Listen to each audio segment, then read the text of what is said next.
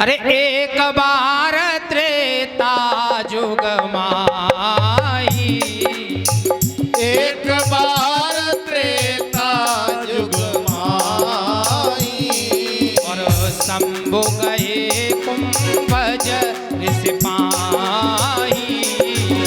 शंभु गए कुंभज ऋषि पाई। ये त्रेता युग की बात है कि भगवान भोलेनाथ कुंभज ऋषि के पास गए और जब पहुंचे तो संग सती जग जननी भवानी। ओ संग सती जग जननी भवानी, पूजे हो ऋषि अखिलेश्वर जानी। पूज्य हो ऋषि अखिलेश्वर ज्ञानी। माता भवानी को साथ लेकर के पहुंच गए तो कुंभज ऋषि ने बड़ा सत्कार किया और उसके बाद राम कथा मुनि बरज बखानी। राम कथा मुनि बरज बखानी, सुनी महेश परम सुख मानी। सुनी महेश परम सुख मानी। बड़े पूर्ण पूर्वक कथा सुनी भगवान श्री राम की और कथा सुनने के बाद मुनि सम विदा मांगी त्रिपुरारी। ओ मुनि समुद्र मांगी त्रिपुरारी, चले भवन संग दक्ष कुमारी। चले भवन सन दक्ष कुमारी। भगवान भोलेनाथ त्रेता में कुंभज ऋषि के यहाँ जाते हैं जहाँ राम कथा का श्रवण करते हैं और एक दिन उनसे विदा मांगकर पुनः वापस आते हैं। रास्ते में जब वापस आते हैं तब तक उनको एक दृश्य की पता चल जाती है कि कोई घटना अयोध्या में हो गई और अयोध्या की घटना बड़ी अच्छी है। क्या हुआ है अयोध्या में?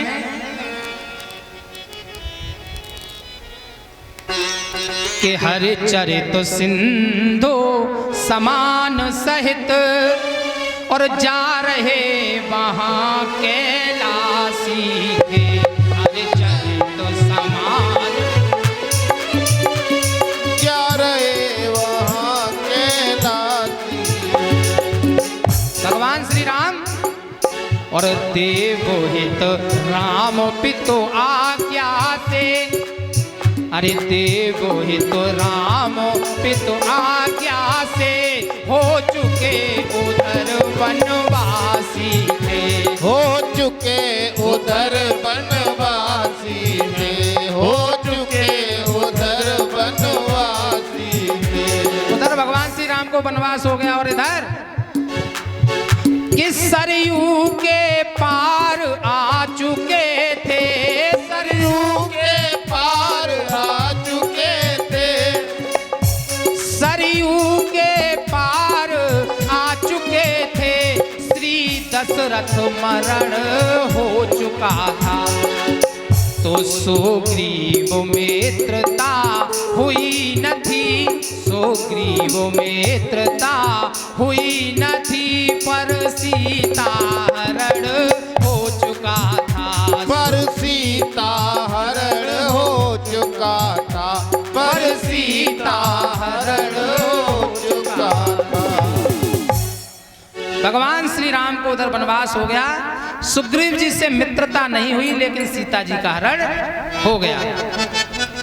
अब भगवान श्री राम उधर से गुजरते हैं और गुजरते हुए देखते हैं क्या कि जैसे ही भगवान श्री राम मिलते हैं तो वो हाथ जोड़ के उनको प्रणाम करते हैं।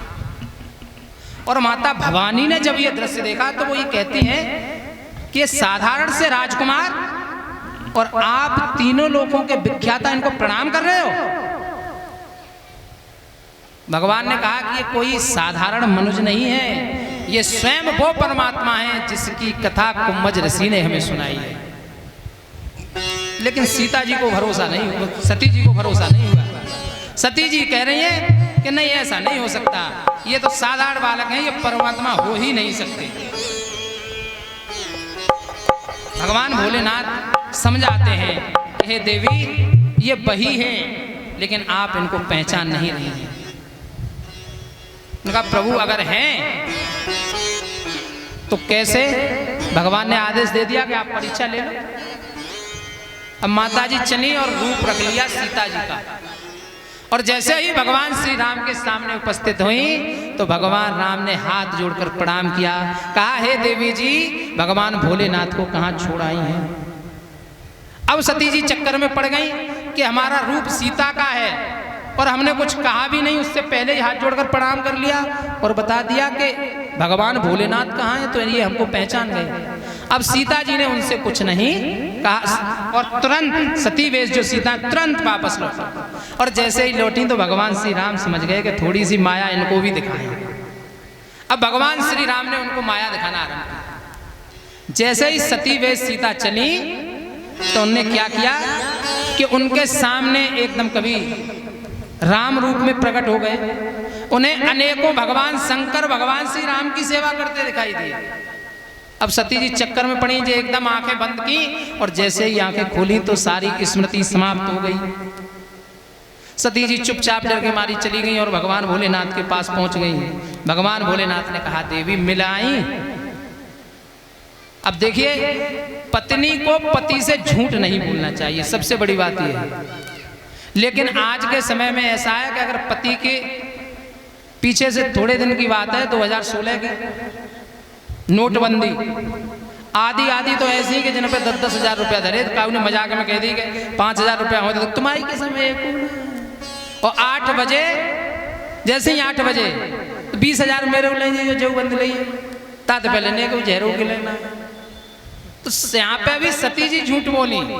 भगवान भोलेनाथ ने कहा कि तुम चली गई और मिल आई। मैं नहीं, मिलके नहीं आई। नहीं, परीक्षा ली नहीं, कछु न परीक्षा ली न गुसाई, और की न प्रणाम तुम्हारे नाई। हमने कोई परीक्षा नहीं ली महाराज, जैसे तुमने प्रणाम किया वैसे ही हमने प्रणाम कर लिया। भगवान भोलेनाथ समझ गए कि सती जी छिपा रही हैं। अब भगवान भोलेनाथ ने कह दिया कि अगर आपने भगवान श्री राम के सामने गई और उन्होंने आपको माता कह दिया तो वो मेरे इष्ट हैं, और अब इस देह से तुम्हारी कभी भेंट नहीं होगी, और मात्र रूप से वो उनको निहारने लगे।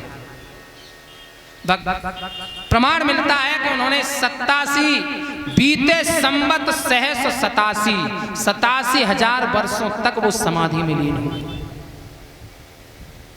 लेकिन जब समाधि जागी तो स्थिति वही। भगवान भोलेनाथ ने सामने जैसे ही उनके लिए बैठने को आसन रखा तो देवी जी उल के बैठ गई। अब विचार करो कि जो पति आसन डाले और पत्नी बैठ जाए। भगवान समझ गए कि अभी इनका मोह दूर हुआ नहीं। तब तक देखती हैं कि आकाश मार्ग से कुछ विमान जा रहे हैं। देवी ने पूछा कि प्रभु ये कहाँ जा रहे हैं? उनने कहा कि ये वहां जा रहे हैं जहां तुम्हारे पिताजी यज्ञ कर रहे हैं। पिताजी यज्ञ कर रहे हैं तो पिताजी ने हमें नहीं बुलाया। बोले तुम्हें नहीं बुलाया? प्रभु हमें नहीं बुलाया, लेकिन हमें तो जाना है। कहा वहां क्या करोगी जाके? जब पिता के यहाँ यज्ञ है तो पुत्री को तो चला जाना चाहिए स्वामी। उन्होंने कहा नहीं, अगर बुलाया नहीं जाए तो वहां पर भी नहीं जाना चाहिए। लेकिन सती जी नहीं मानी और चली। तो भगवान भोलेनाथ कहते हैं